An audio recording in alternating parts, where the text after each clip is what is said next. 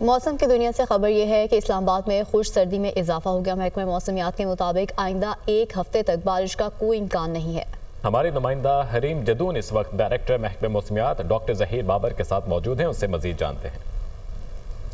لیکن ملک بھر کی طرح اسلام آباد میں بھی موسم شدید سرد اور خشک ہو گیا ہے۔ سردی کی شدت میں دن بدن اضافہ ہوتا جا رہا ہے۔ صبح کے وقت کورا پڑا ہوا ہوتا ہے، تو ہمارے ساتھ اس وقت موجود ہیں محکمہ موسمیات سے ڈاکٹر ظہیر بابر، ان سے بات کر لیتے ہیں۔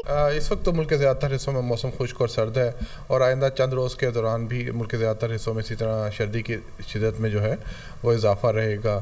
جو ملک کے میدانی علاقے ہیں ان میں دن کے وقت جو ہیں وہ ونڈی کنڈیشنز، ہوا تیز چلے گی، اور سردی جو ہے وہ خشک سردی کی لپیٹ میں جو ہے زیادہ تر علاقے رہیں گے۔